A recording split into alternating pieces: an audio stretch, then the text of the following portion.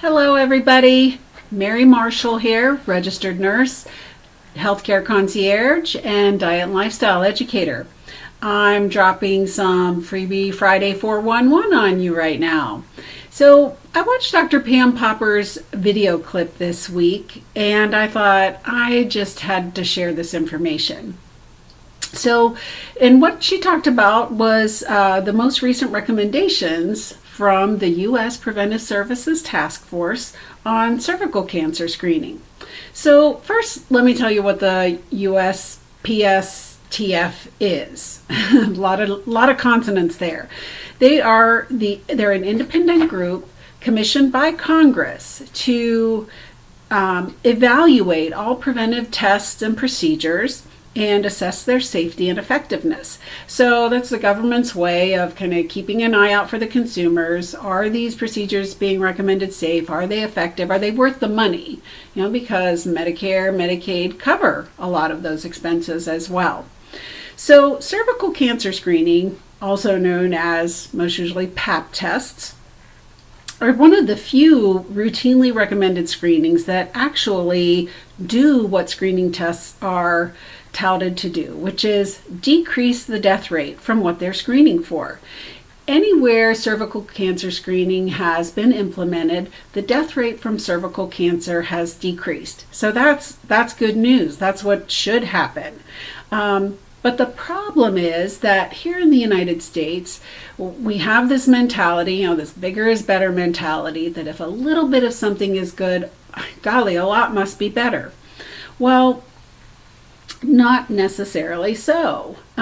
We test more often here in the US, and we start at an earlier age and we test later on into life for a longer period of time. In the Netherlands, Pap tests are done between the ages of 21 and 65, and they're done every 5 years. In the US, we do 4 times as many Pap tests as they do in the Netherlands, yet there is no difference in our death rate. No difference in the percentages of death rates from cervical cancer in the Netherlands, where they do so much less screening, than in the US, where we do so much more. So the task force also addresses in their most recent recommendations the HPV test, and that HPV stands for human papillomavirus.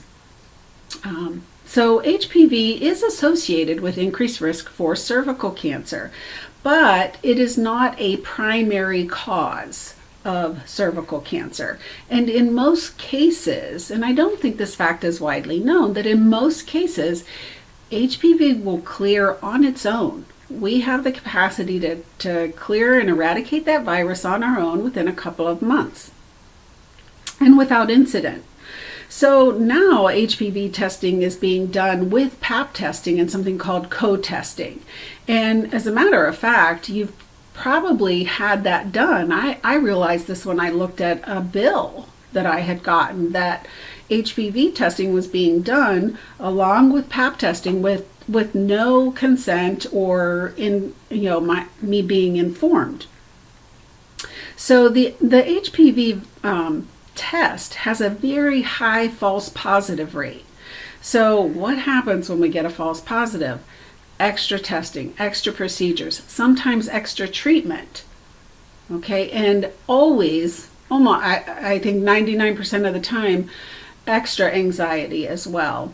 And they've found that the anxiety created by false positives is just as genuine and has as much negative consequence as anxiety over actually being diagnosed with cancer. So the recommendations that the task force actually made on their review of the data were released about a month ago, and here's what they recommend. In women, asymptomatic women, that means no symptoms, no problems, age 21 to 29, Pap tests should be done every 3 years. In asymptomatic women aged 30 to 65, Pap should be done every 3 years, or HPV testing every 5. Not both together. They should not both be done together. That is what the task force recommends. Women under 21, cervical cancer screening is not recommended at all, regardless of sexual history. Even with a high-risk sexual history, the incidence of cervical cancer in this age group is extremely rare. In women over 65, if you've had a hysterectomy or if they have been previously screened, cervical cancer screening, Pap testing is not recommended either. So some interesting guidelines to consider when you're making decisions about whether or not or how often to have Pap screening. So the task force also commented on HPV, and I really wanted to include this information on the HPV vaccine, also often known as Gardasil. And the task force states, and this is incredible, that the effect of the vaccine is unknown. Unknown. Okay? Current trials have not provided data on vaccine efficacy. Means they don't know if it works or not. And the data doesn't show that it does. So the task force recommends for continued screening for vaccinated women because the vaccine does not guarantee, there's no proof that it's preventative. So it's so important to have good information and to really, really take an active role in what tests you decide to have done, what screenings you decide to participate in. And, Wellness Forum Health membership can help you learn to make those decisions and have the latest and best science when you do. And if you want more information about that, message me here, visit my Facebook page, Eat, Learn, Live Limited, or visit my website. So I hope you all have a great weekend. I'm taping this on Friday, so have a wonderful weekend, and I'll talk to you soon. Bye.